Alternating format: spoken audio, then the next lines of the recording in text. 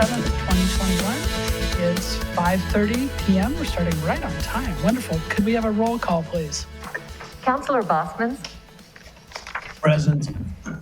Councilor Buell. Here. Councilor Youssef. Here. Mayor Pro Tem Noseworthy. Present. Mayor Baxter. Present. Councilor Bosmans, is it possible for you to be on screen so we can see you? Thank you. Do we have a translator to introduce tonight, Shannon? The translators aren't online yet. Okay, great. Thank you. So now we're on to the identification of actual or perceived conflicts of interest. Do any councilors have an actual or perceived conflict of interest with any item on the agenda tonight? All right, wonderful. Thank you. Great. So public participation. The first person would be, oh, wait a minute, let me read something here. This section of the agenda is set aside for the public to provide comments or ask questions regarding items that are not scheduled for a hearing or public testimony or that do not otherwise appear on this agenda. City Council will not respond to questions from the dais. Citizens should address their comments directly to the City Council. And I think that's all I have to say for this evening. So Lars Hansen, please. If you'd state your name and whether you're a city resident or not. I live in the city, 1323 East 2nd Avenue. Lars Hansen here. So I'm thinking about this role of speaking to City Council. And in my opinion, we're here to apply pressure and inspire to help you see things that you may not be able to see. Together, doing it. Group of concerned citizens started a petition in regards to wanting to have a public forum in regards to 9R moving in, the Dfpd moving into the 9R building.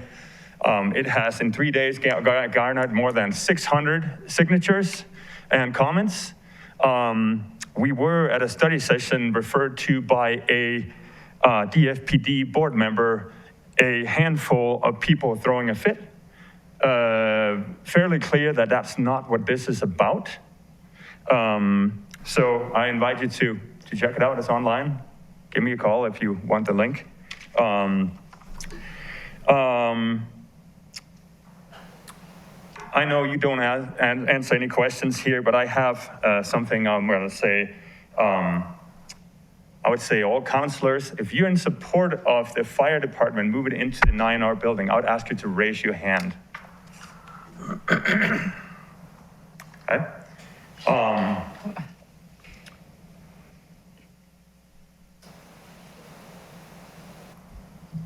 Do you think, you could raise your hand again, do you think that the citizens that are concerned about this issue feels heard? You could raise your hand if you think they feel heard, okay? I have a thing that I think many of us that have been concerned about this thing have been wanting some kind of clarification on it. Jessica, I remind you that this is not personal. We simply have been wondering, would you raise your hand if you have a friendship or personal relationship with somebody in top brass on the fire department? Okay, so that's also a no. Okay, all right, it is nothing personal. I'm simply trying to inform myself so I can make well-informed decisions and act from that in the interest of my my business and my agenda. I have a hypothesis here. So say somebody may be advising you guys to not hold a public forum due to potential legal consequences of that. If that is the case, and if you would follow that, I would encourage you consider if that is truly in the best interest of the general public, and if it lines up with what you wanted to accomplish in terms of delivering and servicing your constituents when you ran for and were elected to the Durango City Council. I definitely expect more than that, if that is really the case. It's a pure hypothesis, speculation, but I feel like it's appropriate to bring this up as this affects so many people. Thank you, Lars. Your time's up. I My appreciate it. time's up again. Yes, Okay. thank you. Well, I hope there's somebody here representing us, like the people. Thank you for your time. I appreciate it. Greg Hoke, please.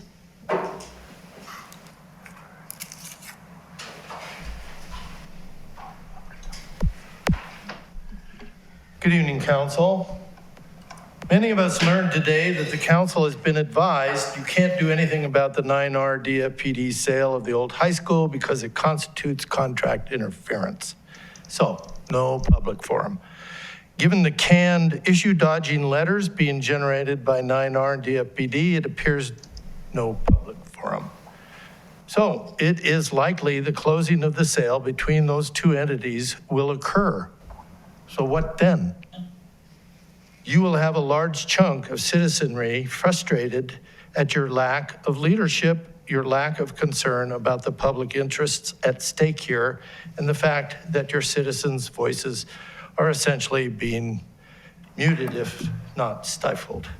So you repeatedly tell us you can't do anything because this has been a private real estate transaction. But really, it's the result of two public entities purposely excluding a third public entity, the only general purpose local government of the three, from being engaged in that early decision-making. So what will you do with this large group of citizens who oppose the use of the old high school? So 600 and counting. Now it's going to be pretty much higher, my prediction. Well, we know you won't answer that question, just as we can't get answers to any public comments made in these obligatory but ultimately meaningless public participation sessions. So allow me to suggest an answer. You need to get political. Just as the other two entities acted politically together to shut the city out of this major political decision to locate the fire station emergency hub in a location it doesn't belong, in a location that was the only available choice left to the fire chief because of politics of the past. So you need to get political as well as logical and identify your stance on where is the best location for this facility. If you don't choose to take this course of action and just roll over and play dead because you were politically outmaneuvered without your knowledge, I believe you'll eventually discover that you neglected to be our political leaders of the city, despite your running in elections to be those very leaders. So I believe you'll discover that a large portion, possibly a majority of your citizens will feel let down. So my advice is, wake up, recognize your leadership roles, and once this said sale is effected, recognize and then take action to convince your electorate, the overall body politic, that there is a better, more efficient, more cost-effective solution to where to put a new fire station. And my last comment is to Councillor Nelson. I wish I could have contacted you about this before, but I found out that you opined that there's a quasi-judicial nature to a public forum, and I have to respectfully disagree because the council's not being asked to take any notice. It doesn't have any public notice Thank you. Associated with it, and there's no action to be taken. Thank so you. in my mind, your that's time's up. not a quasi-judicial meeting. Thank you very much. Recording in progress. Eva Henson, sorry.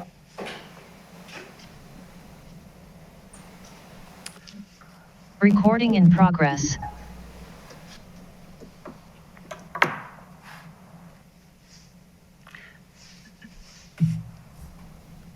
Are you making a public comment or are you presenting as staff? I'm just presenting as staff. I wanted to introduce myself personally to all of you. I'm the new housing manager in the community development department. Just started last week. We relocated here from Summit County. I've originally been in Frisco, Colorado for the last 20 years. And just really excited to be on board and making an impact here in the city of Durango. So I just wanted to personally introduce myself. Thank you. Welcome. Welcome aboard. Yeah, thank you for being here. Thank you. Thank you so much. Appreciate it. I think somebody else wanted to sign in. They came in late. Did you come in late? Did you want to Yes. sign in? Yeah, do you want to go ahead and just state your name and whether you're a resident of the city, and I'll try to scribe your name properly. Is it okay to ask? Yes. Okay. My name is Gary Schrader. The last name is Schroeder. I live at 125 Alamo Drive here in Durango. Wonderful, thank you. You have 3 minutes, by the way, since I haven't seen you here before, just to let Thank you you. know. Appreciate it. Good evening, all of you. Thank you for your service. I'm here to discuss DFPD's proposed boondoggle in the heart of our downtown. I'm deeply disappointed by the lack of transparency from DFPD, 9R, and the city government, including the lack of public process. It has become clear that none of these public entities intends to do any outreach with us. The feedback we are getting from you is that this is a private transaction and the city can't get involved. However, the city can independently identify and name what their preferred option is. I encourage this council to formally identify River City Hall as a viable and preferred site for DFPD. The site's long history as a fire station and its location next to a major arterial demonstrate it works well for response times. It does not intrude into residential areas, downtown, or have traffic problems, as does the 9R administration site. The city could make a formal written offer to DFPD for the sale or lease of this site, so it clearly exists as an option, or it could be done with a resolution stating the city's position also, so it's clear what the city's position is, and it's a clear option. Since DFPD and 9R have failed to include public input in their process, I suggest the city host a public forum, or a series of, ideally a series of them, to allow the voices of Durango citizens to be heard. DFPD's and 9R's co-hosting and/or participation would be welcome. The time for public participation is before the sale, not after the sale. I would invite you all to consider your legacy in this process. Hopefully it will be that you exercise your collective political wills to facilitate the best solution for all concerned. There's still time for the three parties to collaborate to achieve a win-win-win for DFPD, 9R, and the citizens of Fort Collins. It will require creativity, uncomfortable conversations, hard work, and risk. And considering the magnitude of this decision, it's all worth it. Thank you. Thank you, Gary. I think you meant the citizens of Durango, not Fort Collins. Thank you. Next. Proclamations and presentations. We have an annual crime report update from Chief Brammer. Mayor, we have people with their hands raised on the Zoom meeting. Oh, on the Zoom. Oh, I'm sorry. Yeah. How many, do you know how many public comments we have for this? Yeah, I just have two. Okay. And great. I will have Ted go first, and followed by Cheryl Locke. Thank you. I'm sorry that I forgot. Sometimes I just don't see that up there.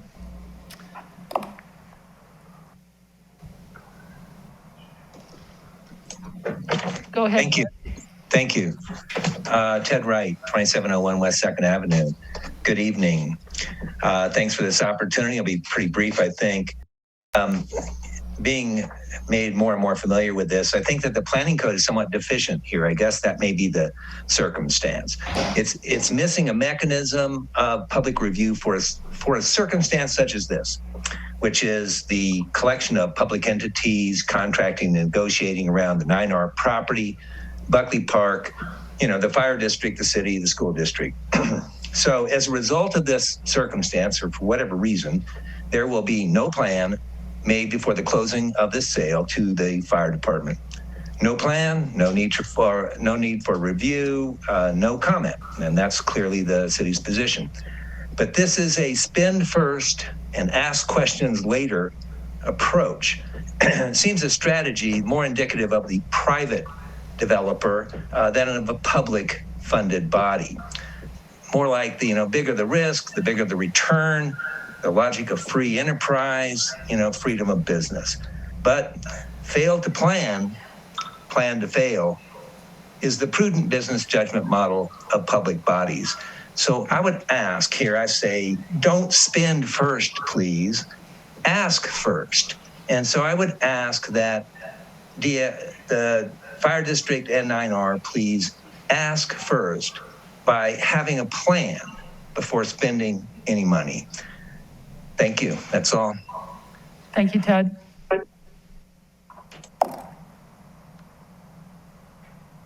Cheryl, we can, if you unmute yourself, I think we can hear you. I am muted. Can you hear me? Yes, we can hear you. Thank you. Great. My name is Cheryl Locke. I am a city resident, 1323 East 2nd Avenue. I am here to ask why there has been no leadership from the city on the sale of the 9R building. You all know now that we have started a petition. It's only been up for a few days, and we have a lot of momentum with it. So you will hear from more and more people as it goes on. I don't understand how anyone thinks it's possible for a fire department to go in there with the traffic congestion, which is enormous. It will end up costing taxpayers far more and have a negative impact on our downtown. And I don't know why we're pretending it's something different than that. I encourage you to hold a public forum. The community who elected you wants to have a say in what is going to happen. And to come up with a plan before the sale goes through seems like it will save everybody a lot of money and a lot of work and energy that is continuing to go into this. And we just need to have, the community needs a say. That's it. Thank you. Thank you, Cheryl. Shannon, are there any other public comments on virtual? No, that's all. Okay, thank you very much. Just a quick question. I know we don't usually respond to comments, but I think that you've written a really good email to a lot of people because we've received a lot of emails. I'm wondering if we just want to read that email? Sure. Because I don't want to put you on the spot. Well, no, and I know that Jose had talked with you about that, and I just didn't do it because there weren't that many people, but Right. I'd be happy to do that if. Because I think you said it well in that email and/or however you'd like to respond if you prefer. Yeah. Yeah, okay. But I mean, at a minimum. No, I appreciate that. Is that? If that's okay. Wonderful, all right. So this is the response to some of the emails that council's received that I sent. I'm not going to read the thank you part, but I'm sure you understand that the real estate transaction is between 9R and Durango Fire Protection District as independent entities. The city of Durango has no authority, legal or otherwise, to participate in that sale in any way. In January 2014, the city of Durango contracted with the Dfpd to provide fire protection services. The agreement excluded the city from the fire district, and as such, the city and its residents have no participation or influence on the fire district board or the ability to vote for the fire district board members. This contract expires December 31st, 2028. The city of Durango has asked the Dfpd to discuss other alternatives to the 9R building for the location of its fire station in the downtown area. The Dfpd and its board have refused to have that discussion with council and staff. Additionally, the city has offered to work with 9R and Dfpd to create a forum for public engagement in order to hear what the community concerns and ideas are about the development of a new fire station at the 9R administration building location. Dfpd has declined to participate, and 9R has not yet decided. We appreciate your willingness to express your opinions and to be involved in your community. Thank you. Thank you. Okay, on to proclamations and presentations. An annual crime report from Chief Brammer.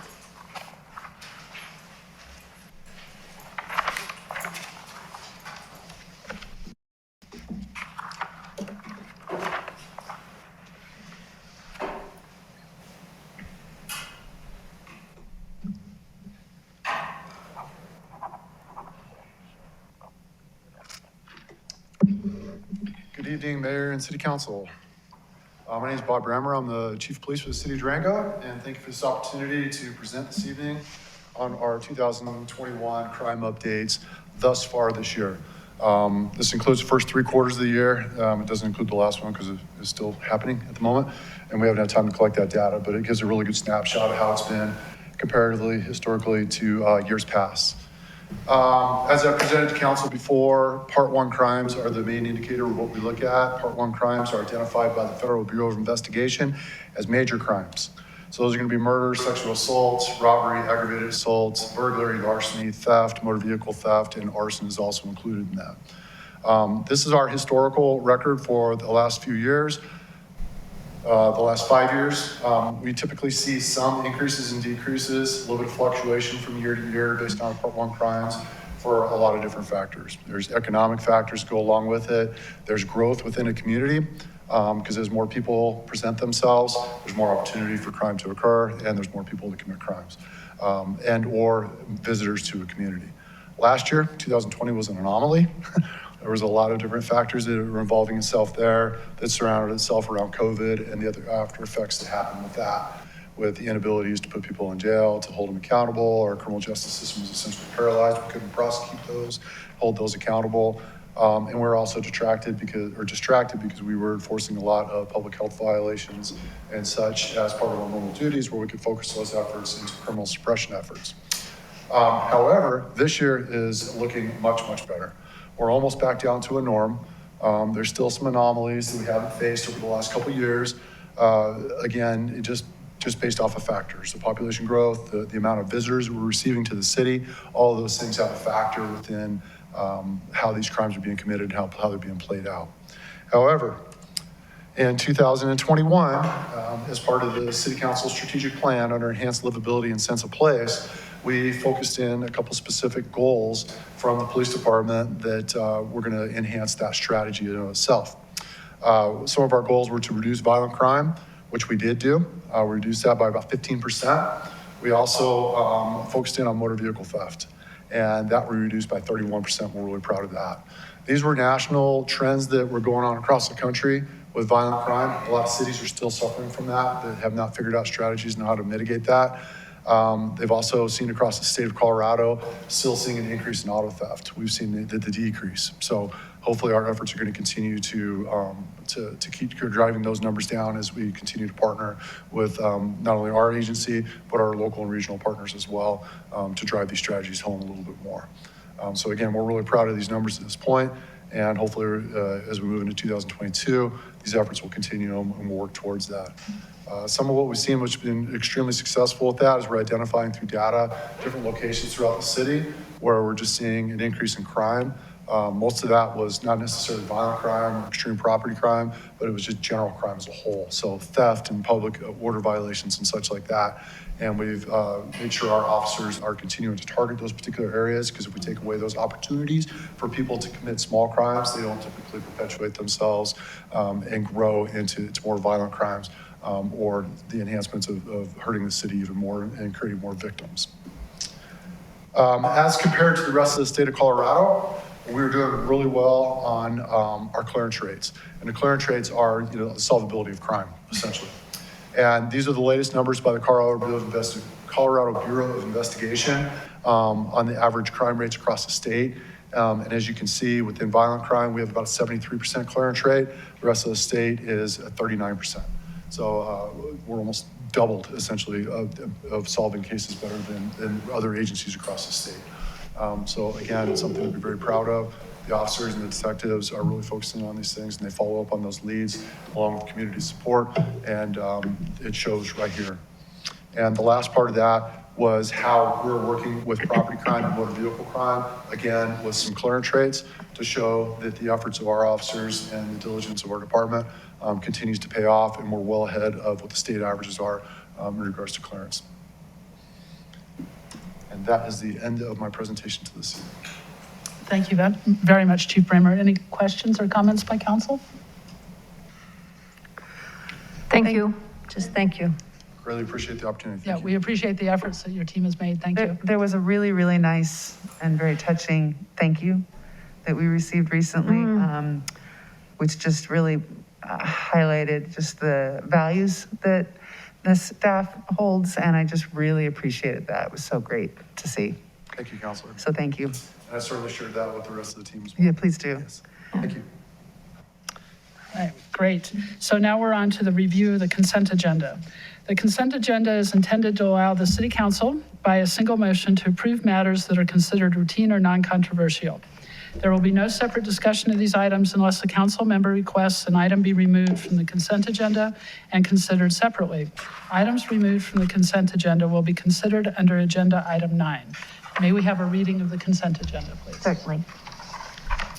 Item 7.1 through 7.3 are approval of minutes. 7.1, the minutes from the November 15th special study session. 7.2, the minutes from the November 16th study session. 7.3, the minutes from the City Council regular meeting of November 16th. Item 7.4 through 7.13 are discussion and possible action items. 7.4 concerns the approval of a contract between the city and contractor for municipal court judge services and to appoint Judge Sarah Law as the presiding judge for the municipal court. 7.5 concerns acceptance of the comprehensive annual financial report for the year ending December 31, 2020. 7.6 concerns approval of the 2022 pay and classification plans. 7.7 concerns approval of the 2022 calendar of meetings for the City Council. 7.8 concerns Resolution R 2021-66, authorizing an additional appropriation from the general fund for additional COVID-related expenses. 7.9 concerns Resolution R 2021-67, adjusting sewer plant investment fees for 2022. 7.10 concerns Resolution R 2021-68, adjusting water plant investment fees for 2022. 7.11 concerns Resolution R 2021-69, authorizing additional appropriation to the general fund in support of the Wildfire and Watershed Protection Fund. 7.12 concerns approval of the engagement letter for audit services for the fiscal year ending December 31, 2021. Item 7.13 is a request for public hearing with a proposed date of January 4th, 2022 to consider an ordinance amending Chapter 25, Article 3, Section 25-114 of the Code of Ordinances of the City of Durango, amending the charges established for water service provisions by the City of Durango Public Works Division. Items 7.14 and 7.15 are final approval of ordinances.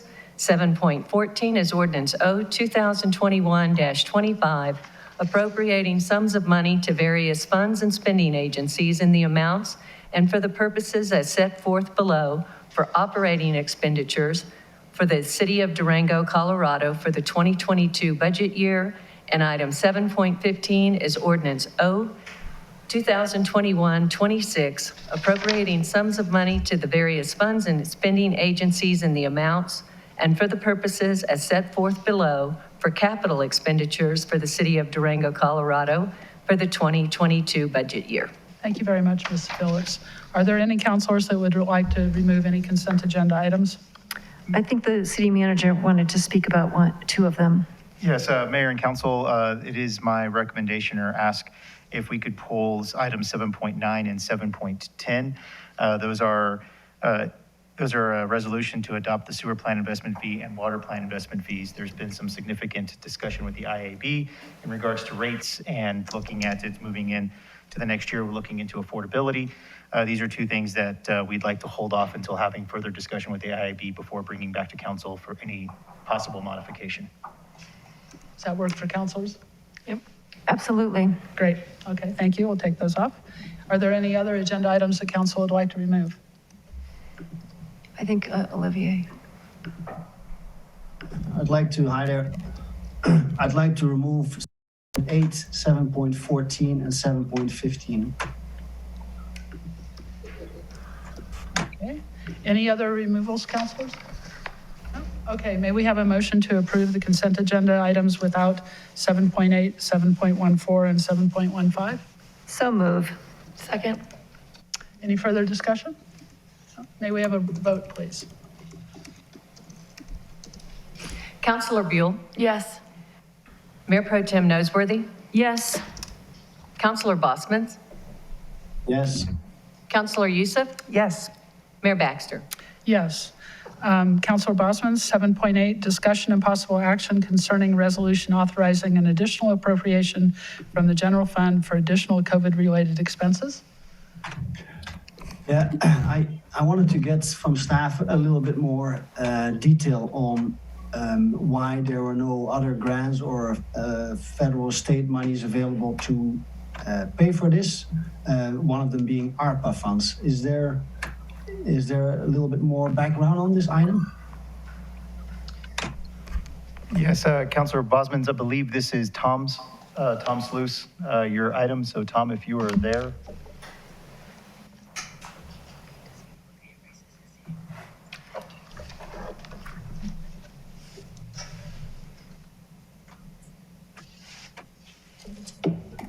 Let me go grab him and come back to Tom. To put a little bit of a summary to it, the items that we are doing here to recover the costs were items that we thought would have been covered by our COVID expenses, but were not approved to be covered. So that's why we're using our resolution appropriation to use the different source of funds to be able to fund them. I know one of them was Durango Cares, the marketing effort that we used to encourage mask wearing during the height of the pandemic. Not that it's done, but at the very height before vaccinations. And I'll have Tom, when he comes on, talk a little bit more of the reasoning of why they were not approved.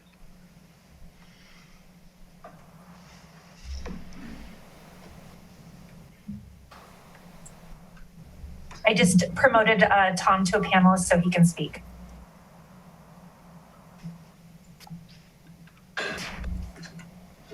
Hello, Tom. Okay, hey, sorry, I'm running between offices. Catch my breath. So to answer your question, Councilor Bosman, yes, we had originally expected the money for both Verde, the marketing expenses, as well as the Zen City expenses to be reimbursed through either the CARES Act or ARPA, the second one, I forgot the acronym. And we made multiple attempts to try and secure that money, and we were not successful either time. Thank you, Tom. I just didn't see the ARPA funds as one of the options that was considered. Thank you for clarifying. I have no other comment, and I move to approve this consent agenda item. Is there a second? Yeah, I'll second. Any further discussion? May we have a vote, please? Counselor Buell? Yes. Counselor Bosman's? Yes. Counselor Youssef? Yes. Mayor Pro Tem Nosworthy? Yes. Mayor Baxter? Yes. Item 7.14, final approval ordinance O 2021-25 appropriating sums of money to the various funds and spending agencies in the amounts and for the purposes set forth below for operating expenditures for the city of Durango, Colorado for the 2022 budget year. Councilor Bosmans? Thank you. I want to address this because it's three items. I think this one, the next one, and under 13, there's an administrative item. I saw in prior years it was one, not last year, but the year before it was one budget item. So I have various concerns with the budget, most of which I had already brought forward during prior meetings, and I wanted to highlight these and not go through the same level of detail later in this meeting. So first of all, my thanks to staff working towards this budget with all the difficulties we have encountered, and then the transition to OpenGov. And of course, we're in a financially very good shape with all the revenues and opportunities for grants, but we still need to be financially responsible and spend money wisely for all our residents. So I have a couple of concerns. I'll try to summarize it. One is personnel. The budget includes 56 new employees, which is a 15% over 15% increase. There is an urgent need to add staffing, such as for the police department, even though we just heard everything is going well, but I also saw the article where they're understaffed. And also staffing for basic needs in our city and to keep our community running, which is streets and snow plowing and so on. but only part of those new hires are in those fields. And personnel costs will probably increase over 25% over the past years.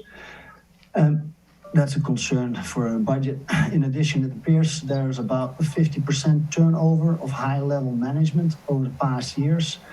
And I first thank you for those people that put in their years of service, work, and commitment to our city. But I also think it comes with a loss of knowledge and experience for our city, and that's another concern.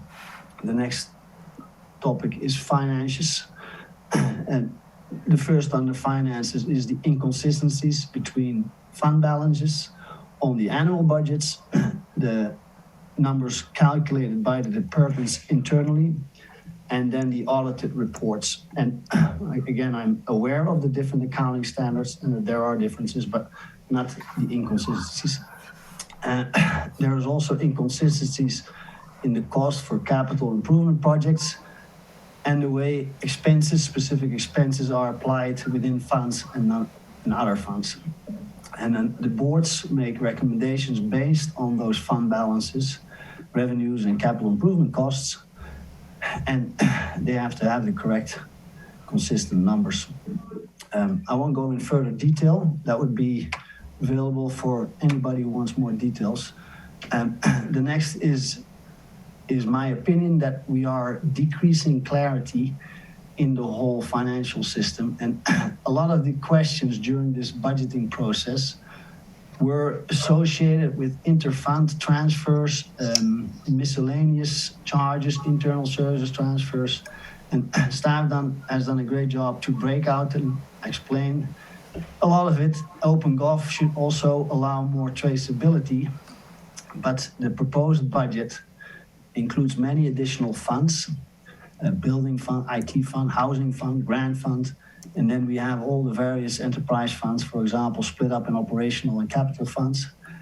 And the concern is that expenses and transfers take place from funds that have restrictions on their use. And the bigger picture concern is that all the added fund divisions, departments results in less clarity, more bureaucracy, meetings, etc. And then lastly, I'm wrapping it up here. Lastly, I think we've increased the rates for sewer, for trash this year, and the rates for water are already very high, resulting in very high fund balances. Water is 16+ million and sewer is 4.6 million. And I just have a hard time explaining to our residents how we are working on the cost of living in Durango and trying to help the lower income families while we either have high rates or keep increasing rates and at the same time have such a high fund balances. And why, for example, refunds to our residents are not part of this budget. Now, I did listen to the Infrastructure Advisory Board meeting yesterday, and there will be discussion next year on rate reductions and potential refunds, which is good. I'm happy to hear that. I would have preferred to see that as part of this budget. And again, our finances look very good. City staff has done a great job generating the data based on direction given. But these are my comments on the budget and why I cannot consent on the final approval of these items. I do look forward to working with staff and council on these topics in the future, though. Mayor, may I make one comment to Councillor Bosmans? Sure. So Councillor Bosmans, I was at the IAB meeting yesterday as the liaison, and actually we spent an hour and 45 minutes the entire time and then an additional time discussing recommendations for addressing the fact that the rates, the water rates in particular, were increased to pay for a water treatment facility that is no longer a recommended action. And what we agreed upon, and I'm looking at Allison as well, is that at the January meeting, in between time, we felt that the board felt that staff, both Jared and Allison, had the professional expertise with some direction from council of what our priorities are to develop several scenarios for what a reduction in revenue collection for the water fund would look like. I don't have all my notes in front of me. I plan to do that under the section later in the agenda under item 13. But they acknowledged that the fund balance was significant, that we needed to come up with plans, that they would do that ideally at the January meeting, and in subsequent discussions, trying to bring that to council yet in January for I don't know the correct term, but a re-evaluation of that fund and the rates at the February meeting. So we're not talking next year.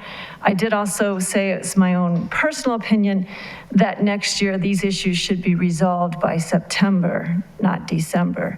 So I think that message was well taken and understood. So in further sections of this meeting, I did want to make clear that we are working to come up with recommendations for addressing the reserve fund balance in the water and what might be inappropriate actions. Thank you. Do we have a motion on this item, 7.414?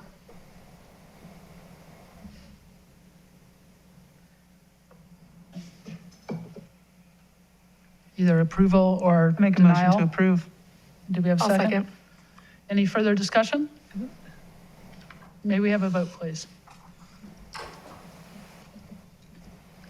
Councilor Youssef, did you make that? Okay. Councilor Buell? Yes. Councilor Youssef? Yes. Councilor Bosmans? No. Mayor Pro Tem Noseworthy? Yes. Mayor Baxter? Yes. Item 7.15, final approval ordinance 2021-26, appropriating sums of money to the various funds and spending agencies in the amounts and for the purpose as set forth below for capital expenditures for the city of Durango, Colorado for the 2022 budget year. Councilor Bosmans? You're on mute, sorry. Sorry about that. It's the same comments I made in the last consent agenda item, so appreciate it. Great. Do we have a motion on this item? So moved. Motion to approve. Second. Sorry, any further discussion? May we have a vote, please? Councilor Buell? Yes. Mayor Pro Tem Noseworthy? Yes. Councilor Youssef? Yes. Councilor Bosman? No.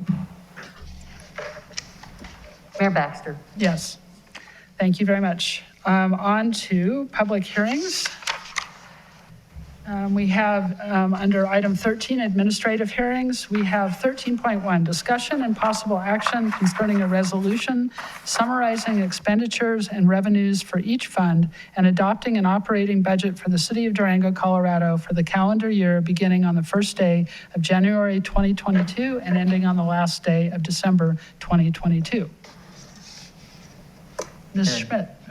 Got it. Good evening, Mayor and Council. My name is Devin Schmidt. I am the Budget and Strategic Planning Manager for the city. I am just going to pull up a presentation here.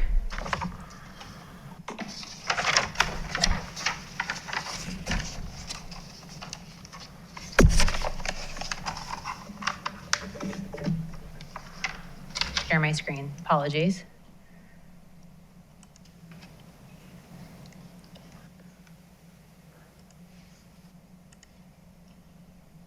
Okay, Mayor and Council, in order to try and make this presentation efficient, I did put together just a small presentation to take us through the 3 resolutions that are budget related. So I will, sure. For 13.1, 13.2, and 13.3? That's correct. And I can stop on each one if that would work best for council. Fine, I just wanted everyone to be aware that this information applied to all 3 of those. Perfect, excellent. Thank you. Absolutely. So all 3 resolutions align with the strategic plan under the financial excellence and transparency. So for the 2022 adopted budget, we did want to note that it is open and live in OpenGov should council take action to approve the resolutions this evening. I also did want to make a note that OpenGov has been impacted somewhat by the Amazon Web Services outages that is occurring, and so there is a bit of a format lag, but they're working to resolve it. So it seems like quite a global issue. But I did want to highlight on here where you can find the 2022 adopted budget for the public. So I will pull up OpenGov.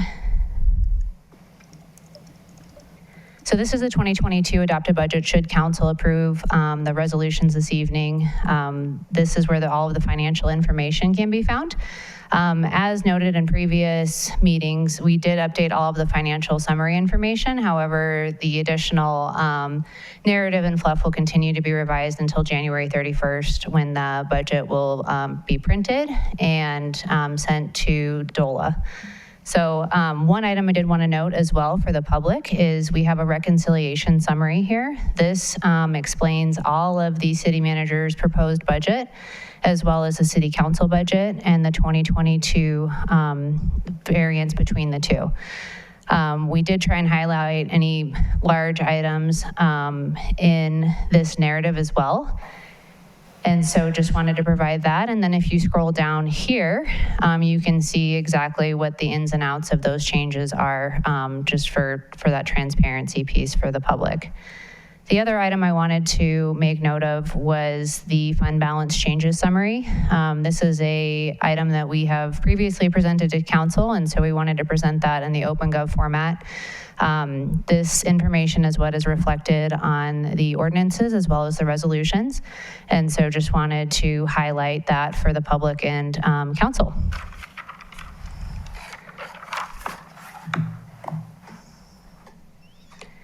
So let me get this back up. Okay, so for the annual operating budget for the city of Durango, this includes revenues, interfund transfers, operating expenditures, interfund transfers out, total expenditures, change in fund balance, as well as the estimated ending fund balance for each fund. So it is the recommendation of the Financial Services Director and the city manager that council by motion approve the budget resolution for the 2022 operating budget for the city of Durango. The city manager's 2022 operating budget will authorize spending in the amount of $101,310,365 in the operating funds, which does include interfund transfers out. And this aligns with the financial excellence and transparency in the strategic plan. Is that the end of your presentation? This is for the first one. So I can pause and. Please. Yeah, well, yeah, that's great. That's perfect. So are there any questions or comments about 13.1 for staff? Yeah, I would, although I mentioned it with Council Bosman's discussion earlier, I recognize that this budget does not take into account the request that we made to the IAB to make recommendations for addressing the fund balance in the water fund. And with the timing, so I'm looking to the city manager. What I had just suggested was that staff can come up with recommendations of how we adjust rates for water to address this collection, the funds, the fund balance. If we don't, I just heard January 31st as needing to go to DOLA with our budget.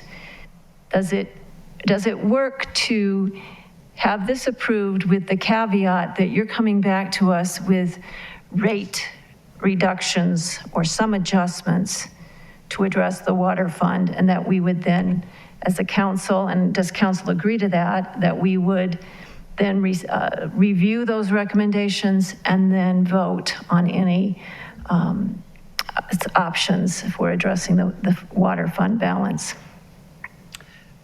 I made a mistake. I'm sorry. Before we go there, we can come back to, I need to open the public hearing first, right? Oh, my. There's no public hearing on this one. It's not a public hearing. We had a hearing on this at the last meeting, actually. Yeah. All right, then I don't need to do that. So that's my biggest concern is the IAB, and I do want to say they were extremely thoughtful. They did not want a knee-jerk reaction due to a deadline of the next day.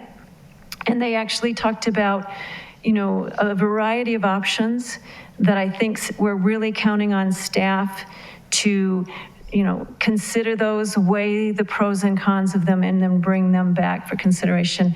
And finally, one of the board members talked about wanting to be very careful of unintended consequences for having a rate reduction and then needing to increase it later. And finally, I'm looking at Jared, and I really want to applaud him. He said, in the past rate studies, we kind of had an outcome, and we just worked toward that outcome. And what we as a council is really to help guide staff, we need to determine what is our goal to achieve with this possible adjustment of the water rates. Is it affordability for town? Is it taking care of our capital improvement projects that may need to be funded? What direction does staff need from council as they're thinking about these options? There, any other comments by city councilors?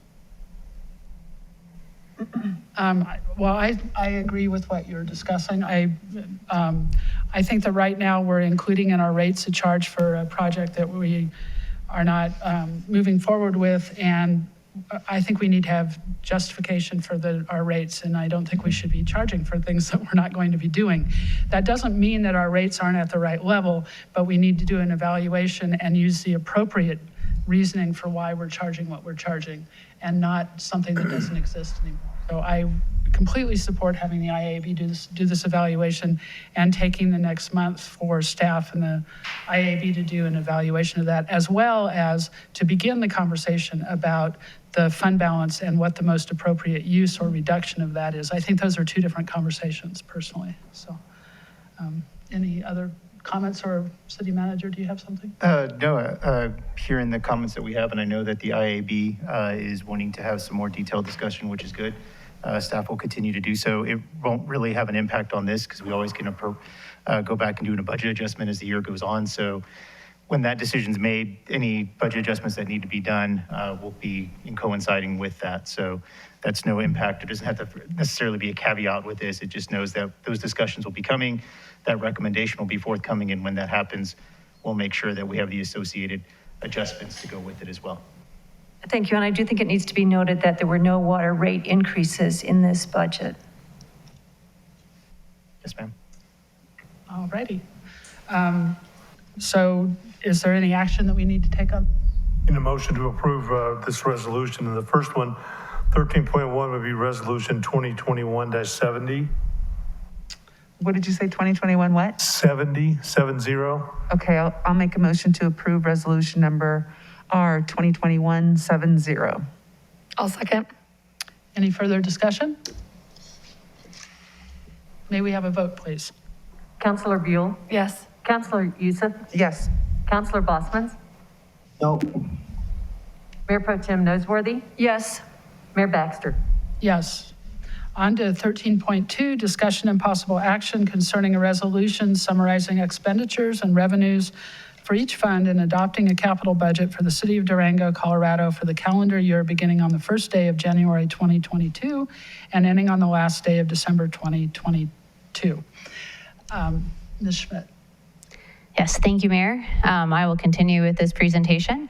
So once again, we prepare the ordinance or the resolutions, into capital and operating. And so the capital resolution follows the same format with revenues, interfund transfers in, capital expenditures, interfund transfers out, total expenditures, change in fund balance, as well as fund balance changes. So it is recommended by the Financial Services Director and the City Manager that Council by motion approve the budget resolution for the 2022 capital budget for the City of Durango.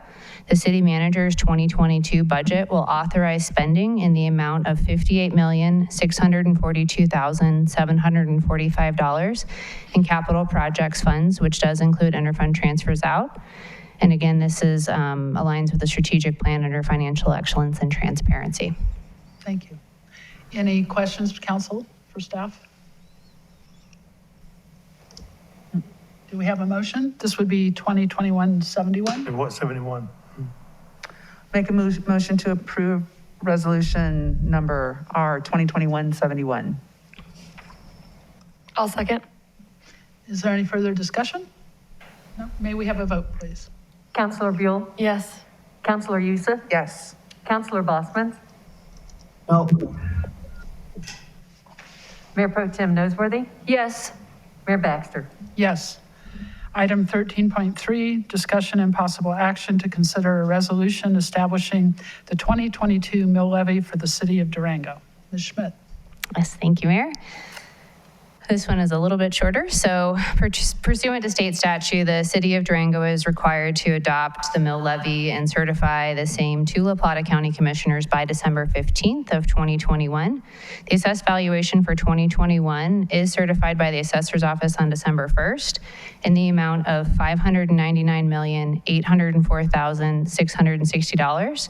This is a $727,140 increase in the value from 2020.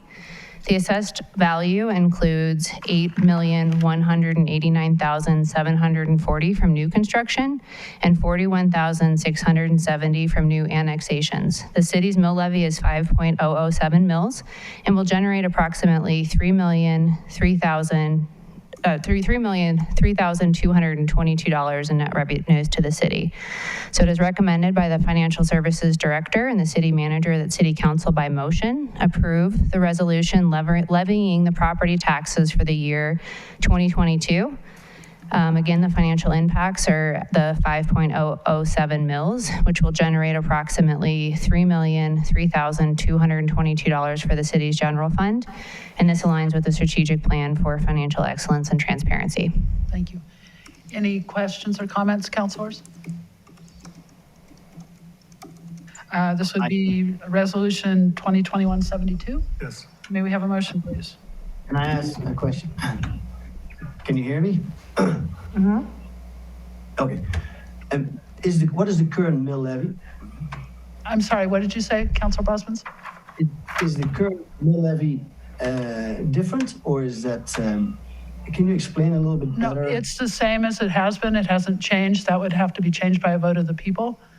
So Okay. this is just telling us what we could expect from that mill levy this year into the general fund and accepting that as the estimation. Okay, thank you for that clarification. Do we have a motion? I'll move to approve resolution R 2021-72. Second. Any further discussion? May we have a vote, please? Mayor Pro Tem Nosworthy? Yes. Councilor Buell? Yes. Councilor Bosman? Yes. Councilor Youssef? Yes. Mayor Baxter? Yes. 13.4, thank you very much. Thank you. Discussion and possible action concerning a resolution updating the City of Durango greenhouse gas emissions reduction goals and joining the ICLEI 150 and City's Race to Zero campaign. Mr. Hall.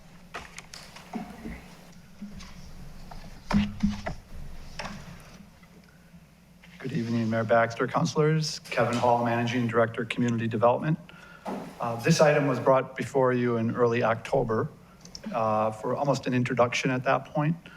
And it's really about responding to a request from ICLEI, which is a organization of local governments that are working collectively to work on sustainability issues, including greenhouse gas reductions and renewable energy issues. And at that time, the item was brought before you.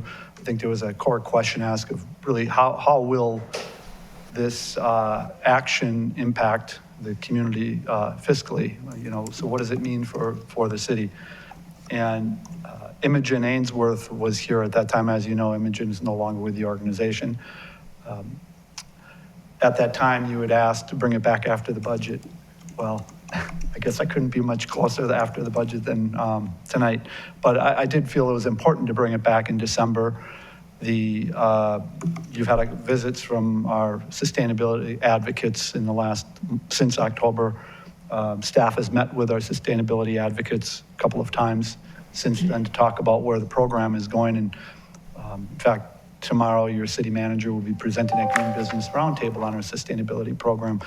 So I think the issue is really at the fore of many of the issues that you're dealing with right now.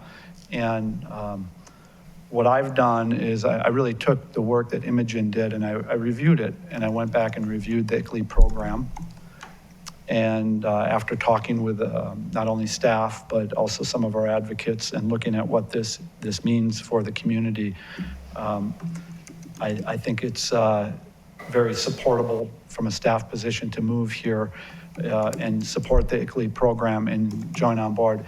It does make our goals a little bit more robust in terms of what we need to get accomplished by 2030 and 2050. Is it a significant difference between where we were headed towards 2030 and 2050? I would say no.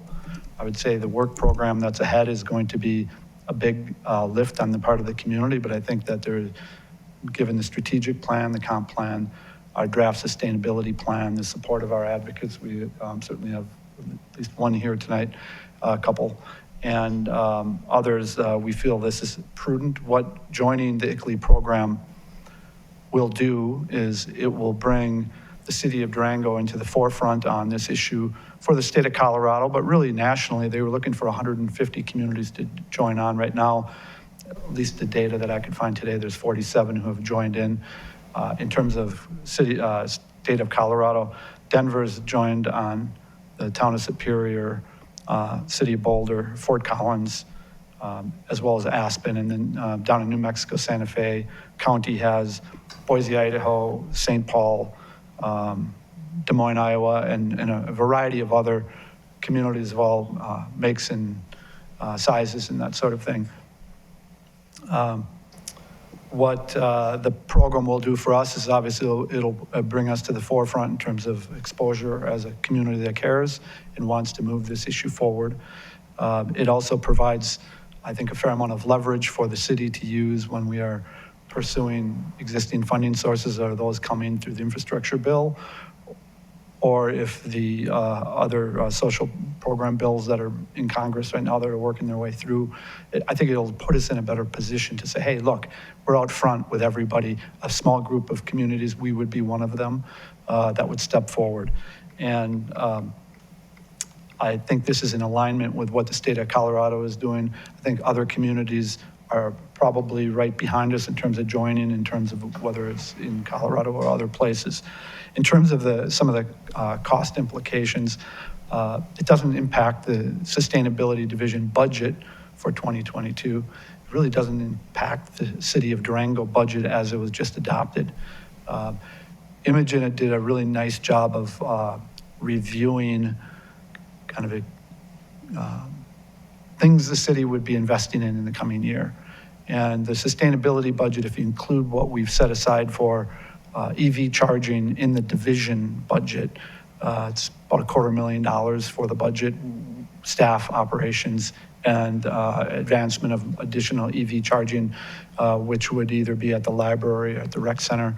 That work is yet to be done for 2022. But she also went through the entirety of the city budget. And while the expenditures that she's identified in the work she did wasn't a direct, this is a sustainability project type expenditure or call out, things like adding trails or improving the transit system, adding some PV solar with our utility system. There's a variety of things in there that collectively she puts at about $16 million of expenditures that are going to help improve our position in terms of reaching our goals at 2030 and 2050. Again, you know, you could take exception to the $16 million number and pick at it, but I think collectively between the various plans we have in place and the budget you prepared, all of those things that are in there really do lead us towards performance indicators would indicate we're getting closer to those goals. I think our community advocates are being patient but they want to see some real progress made. I think joining the ICLEI program shows further commitment to do that. And we believe that moving this forward, there's a resolution before you tonight to join on, will help kind of set the stage for what's coming in the early part of the year. We have hired a new program manager for the sustainability program. And in fact, Marty Poole is with us tonight. He's in the back, and he'll be joining us in a couple of weeks. At that time, some of the first orders of business will be really to circle with our advocates and our working group on our sustainability plan that's in draft mode right now. Over the last year, we've had a significant amount of public participation in that plan. It still has to be tightened up, if you will, and Marty will be taking that on at the start of the year to move that forward. The staff has also prepared an annual report on the sustainability initiatives that we've undertaken in the past year. So there'll be performance indicators in there. There's reflection of the budget that was expended in 2021, as well as what's in the 2022 budget. That will be released in the next couple of weeks. There's still some review and editing going on with that. But I think that will really help tell the story of where we're at. I think the advocates rightfully, well, when we met with them a few weeks ago, that they, one of the things I heard was, well, we really don't know what we don't know. If you haven't shared with us your story, we can't tell whether you're making progress or not. And I took that to heart, and I think Imogen did as well. And I think that led to this annual report, which we will intend to continue with, along with a dashboard that will be updated as it can be. You know, we track our energy use on a monthly basis. We will have a dashboard that will eventually be a robust one that will be readily available to the community, as well as anyone else who is interested in seeing where we're at with our programs. I think with the commitments we've made to date, there should be an expectation that staff will come back to council from time to time and say, hey, we have projects that we want to move forward. We need your help, whether it's through support financially or through support to pursue funding through whatever sources are going to be available, and there will be sources available to us in the coming years that we'll be able to put to use. Obviously, we have an energy performance contract discussion with our investment grade audit that needs to come to conclusion. That's another item that our new sustainability program manager will be dealing with in fairly short order. So all of this collectively, I would say, is moving us forward. I think the resolution to join the ICLEI program doesn't have a direct fiscal impact on us. We're already a member of ICLEI. So I think what it does do, though, is I don't want to say double down, but it does, in fact, reassert our commitment to moving forward. And I think it does show commitment to the community who's very interested in seeing this move forward. And obviously, it's going to be on council to, balance investments in our efforts here, along with everything else that you have to balance. And I think that's recognized, and I think the communication with our advocates has been excellent over the last handful of weeks. I think Imogen did a great job over the past year, but it's kind of been almost conference room level conversations. And I think when we step before council, the conversation gets raised, and I think that's where we need to really make it clear through the strategic plan, through the comprehensive plan, through the new sustainability plan, and the EV readiness plan that was just completed, that there is a serious intent to move this forward. So staff is requesting that the resolution that is attached here tonight be considered for adoption. That would allow us to get back with ICLEI. They will be able to provide us with additional technical assistance as part of this, and I think it's of benefit to the community and consistent with where we're headed as an organization. Thank you, Kevin. Councilors, are there any questions or discussion on this? All right, do we have a motion? I'll move to adopt the resolution updating the City of Durango greenhouse gas emissions. I'll second. Goals and join the ICLEI 150 and Cities Race to Zero campaign. Sorry. I'll And is that 2021-73? 2021-73. Now, you're on. Y'all second? And I will just add that I think that I want to thank staff for driving this initiative forward. And I would suggest that I think it's very much also in alignment with our recent inclusion with the Colorado Colorado Communities for Climate Action that we recently joined. And so I think we're taking steps in the right direction and aggressively, pursuing clean energy, reduce our efforts to reduce greenhouse gas emissions, and I absolutely support it. So thank you very much. I also, under discussion, wanted to welcome Marty Poole. We're delighted to have you here. I'm aware of Marty's work up at Fort Lewis College, and I think he'll be a great work to replace imaging and also develop the relationships with the environmental sustainability community. I see Werner here tonight, and I also wanted to thank Werner, the other advocates that came out. I think we all appreciate your passion, your desire to know more of how we're spending it, and to keep us moving forward. So I thank you for your public participation, and I look forward to our next dashboard and report. Thank you. So any further discussion? Olivier? Thank you, Mayor. I think this was an interesting topic. These are worldwide issues, and as an environmental consultant, I place value on what we do, especially with the environment. And typically, I'm skeptical on joining organizations that add another layer, because in the end, we need to take action on actual projects and execute them. These organizations will not do it for us, so the responsibility lies with us. But since there is no fiscal impact and it adds another resource and shows and reinforces our commitment, I actually do support this, us joining this group, and hopefully it will help us get some actual progress, more progress, because it's not new. It's we're working on it, but I think it's a good thing. Thank you. Any other discussion or questions? No? May we have a vote, please? Councilor Buell? Yes. Mayor Pro Tem Noseworthy? Yes. Councilor Bosmans?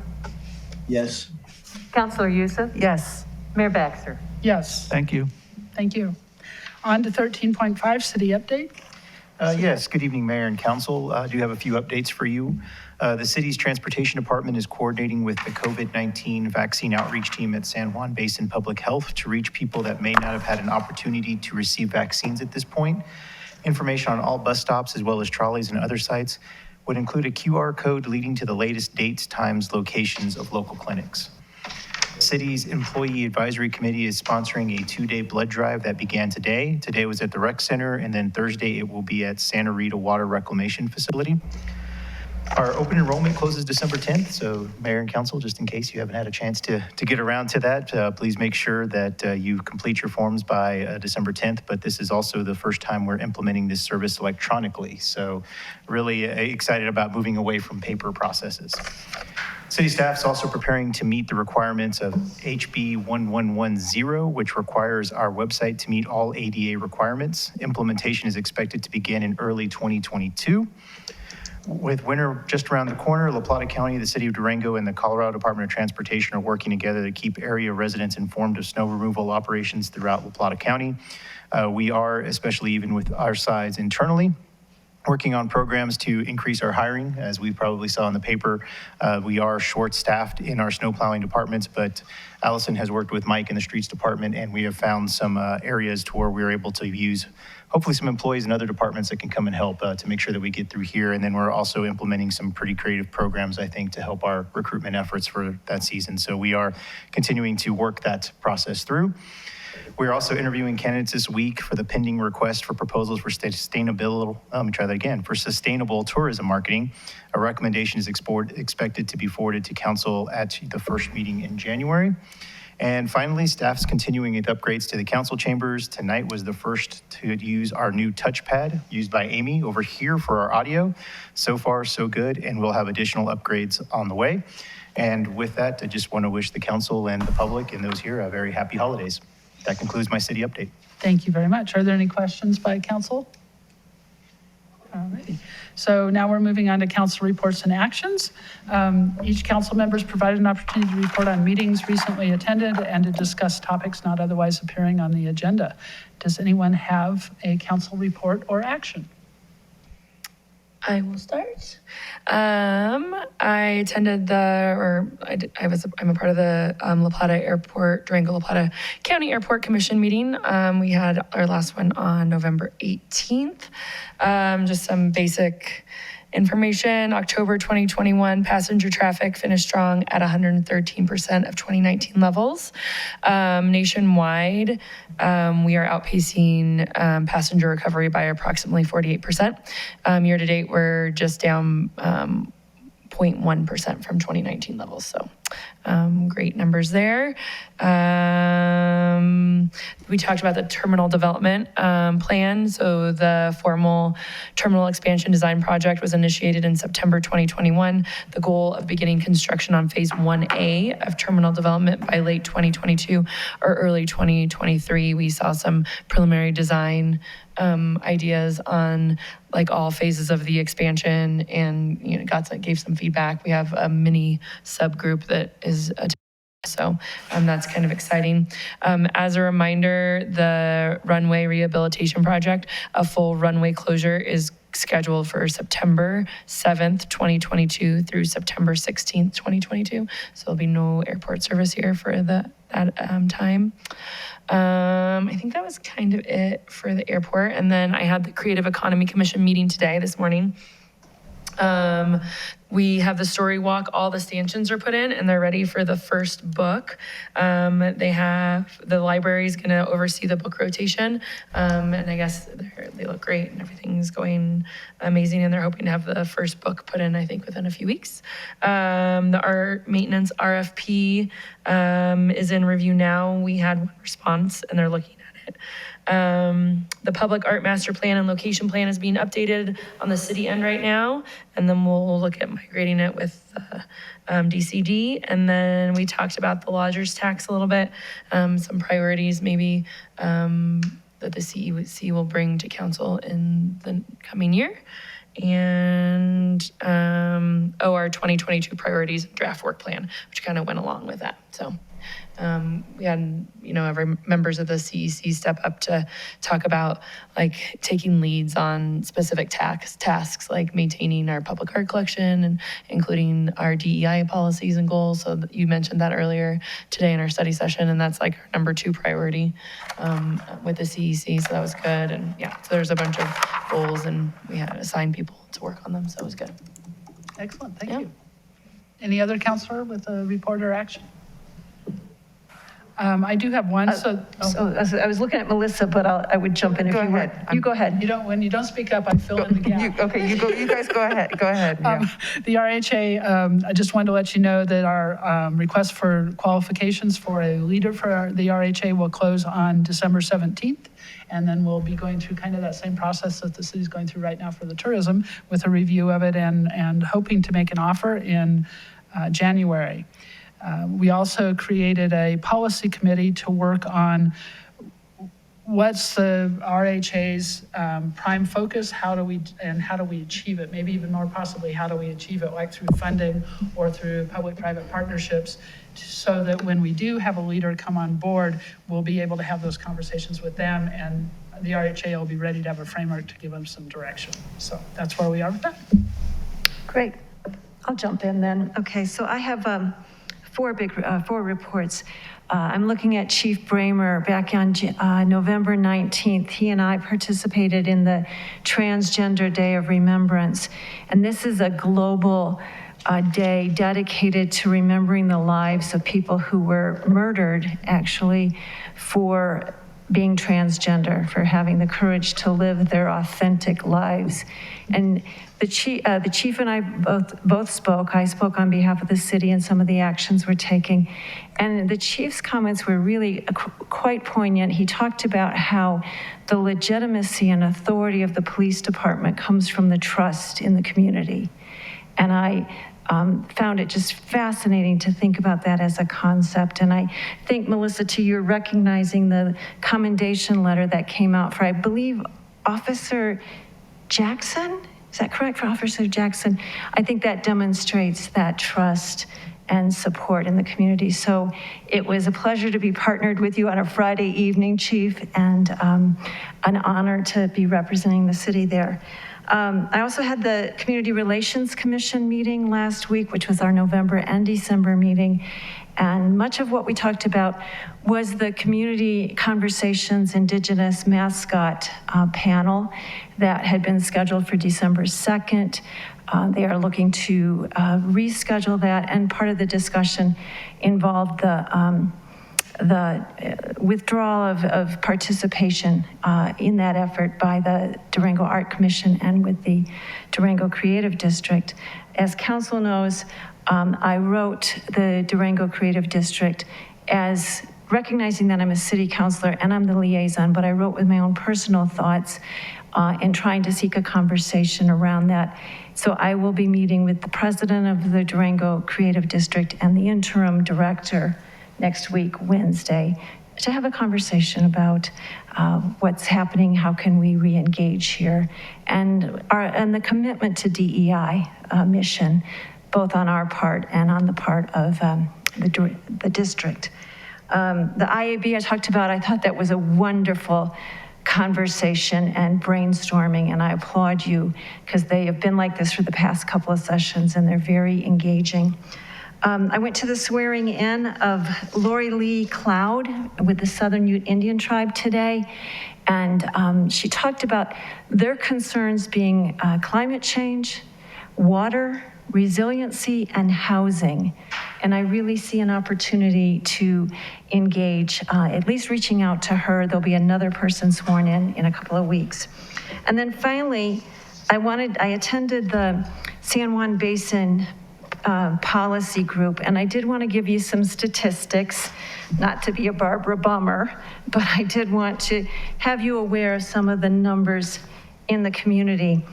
So last week, I'm going to give you two comparisons. For 11/22, our average COVID hospitalization was 33.4 people, and last week, 11/29, it was 27.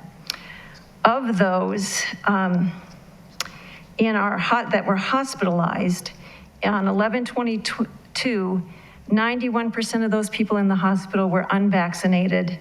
And last week, 11/29, 94% of the people in the hospital with COVID were unvaccinated. In Farmington, their hospital rates are pretty high. They're at, 2 weeks ago, they were at 95 people hospitalized with COVID. Last week, it was 89. Our ICU bed average, on 11/22, there are 4 hospitals in the region, in the jurisdiction, and 25 beds. On 11/22, we had 1 bed available in ICU, and on 11/29, we had 1 bed available in ICU. Overall, the average bed availability on 11/22, we have 117 beds in the region. 25.4 were available, or 21% of availability. On 11/29, it was 17 out of 117 beds, or 14.5% availability. And then in the last 8 weeks, we've had 14 deaths among our COVID cases. 10 of those were in La Plata County and 4 in Archuleta. And then finally, let me say, in the last 30 days, we've had 854 diagnosed cases of COVID in La Plata County. 252, or 29.5%, of those cases were breakthrough cases. Those were people who had been vaccinated, though I do not believe had received the boosters yet. 602 of those cases, or just shy of 70%, were unvaccinated. So those are the numbers. Again, both hospitals really have reached out to ask us to do everything in our power to ensure that we're not maximizing our healthcare facilities. And I do want to give a huge shout out to the staff who keep us all healthy and take care of us when we're ill. So thank you so very much. Great. I think I will remove this for this. I had the chamber board meeting this morning, and they had a couple updates. Business after hours at Wells Group last month was a huge success with 100 people. I think people were very happy to meet in person. The Durango Rocks event is on January 20th. It's going to be a modified event this year with no reception hour starting at 5:30. And tickets will go on sale next week. That's always a very popular event. The Boys and Girls Club and the Chamber are hosting a toy drive for 8 to 18-year-olds. Toys can be dropped off either at the Chamber or the Boys and Girls Club through December 17th. It was interesting, I hadn't heard about this, but they talked about on December 16th, the school district will unveil its new electric bus. And that's at 11 a.m. at the bus barn on Highway 3. I wanted to make sure council had that information. I don't have any more information on that, but I'm sure that that's going to be a fun event to see. And today, just to remind everyone, it's Colorado Gives Day. And you can give to a handful of your local nonprofits at coloradogives.org. You can search for the local nonprofit that you want to support on that website and support them in that way. I also attended the library board meeting and got an update on that. I wasn't in person for this, but I'm giving an update after discussions on the meeting because this was an only in-person meeting. And of course I was in the Northwest. And so I was not able to attend virtually. So I had to call and get an update. They welcomed interim director Randy Robertson. And they did continue their discussions around the possibility of a library district. They have submitted the request for proposal for the financial study for a possible library district. The RFP went out last month. Bids are due in mid-January, and once there's a bidder is chosen, they'll have 60 to 75 days to produce a product. It is expected that this financial study will give us the foundation and the understanding, of course, of what it will take to create the district from a financial perspective. And after we do that financial study, we'll do a feasibility study, which was basically being a polling of residents to see if they support this concept. If both studies, the financial study and the feasibility study, are positive and productive and show that community is supporting this and it makes financial sense, then we would go forward with talking about what it would look like to have a referendum on the ballot, possibly by November 22nd. It was noted in these conversations that both the city council and the county commissioners are committed to funding the library no matter what happens through the joint sales tax. And so, I think it's always important just to note that. And overall, I think that the board's sentiment from the library board is mostly in favor of the concept of exploring, at a minimum, this library district, but they don't want it rushed. They want to make sure that we carefully pursue this. So it was an interesting discussion, I think. I also wanted the community to know, I think that there's a lot of information out there, but I think that I wanted to make sure the community is aware that the county is holding a meeting to hear public comment on a proposed managed camp. And that managed campsite being discussed is on a county-owned parcel north of the Durango Tech Center near the old landfill. And this meeting is just to seek information from the community, to gather input. La Plata County staff is hosting it. The Board of County Commissioners will not be present, but they will, of course, get the report from La Plata County staff. But this meeting will be held virtually at 5:30 p.m. on Monday, December 13th. And then lastly, I went to a really great event last night hosted by Tom Stridicus up at the Fort Lewis College, which was a viewing of 2 of their current art exhibits up at the Center of Southwest Studies. Really great displays up there right now.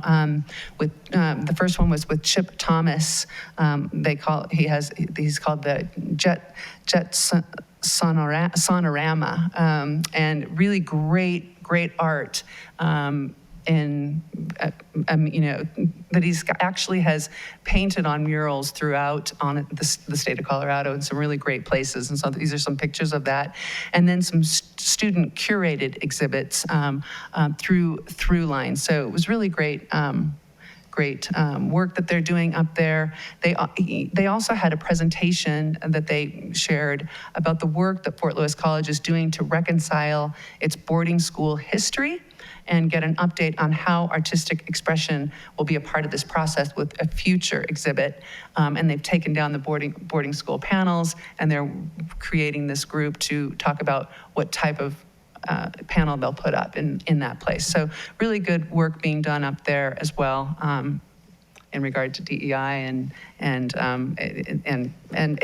art, and it's just really good community discussions happening.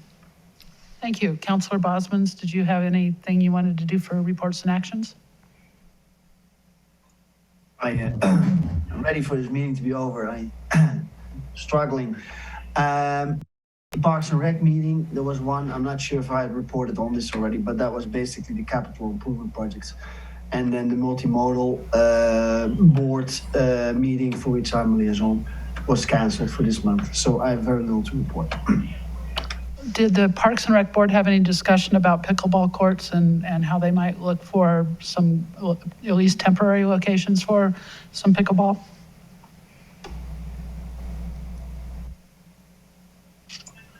I'm pulling up my notes here. I think, wasn't that already communicated to you? No, not on this one. Just trying to see. I'll give you the whole list here. There was updates on the meeting study sessions with the combination of Parks and Rec boards, multimodal and national lands. Potential uses for Mason Center was briefly discussed. Working through the trails plan, continuation of discussion on the UK Community Garden, Fort Lewis College meeting on marketing materials with students. This was touring. And the pickleball courts at Fort Lewis College, that was briefly discussed there. There was a discussion on restrooms at Snyder Park or the option to work with the Powerhouse and have them there. And the rest was the capital improvement projects. So, I'm not sure if all the emails we've received about pickleball were prior to that meeting or if they came after that meeting. So I just want to make sure that the board members saw all of those emails. So if you would just kind of make sure, follow that for us and let us know. That'd be great. Thank you. Anything else? I was just looking at the city manager. Since Turi's not here, and we did just reference, there is an effort to really try to find some kind of location. I wanted to hear you reinforce that to the community.